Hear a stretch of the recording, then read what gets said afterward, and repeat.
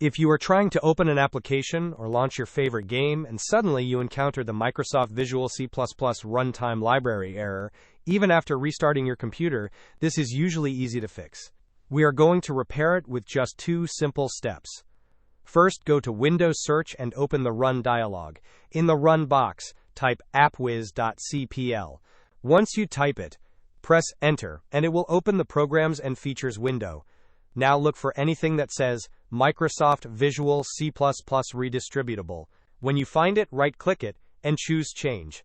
A small window will pop up with a repair option. Click Repair, allow it to proceed, and it will start fixing the files related to the Microsoft C++ runtime.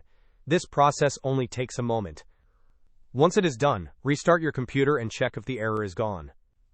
If the issue still does not go away, then the next step is to reinstall the Microsoft Visual C++ Redistributable completely.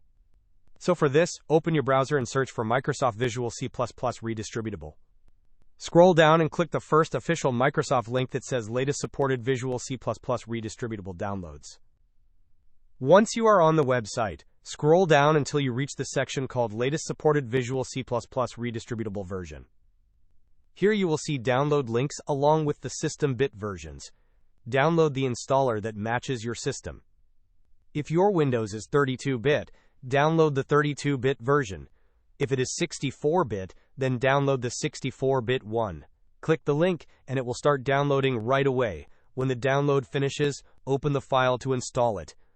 Hope this was helpful. Don't forget to like and subscribe if you enjoyed. As always, thanks for watching and I will see you in the next video.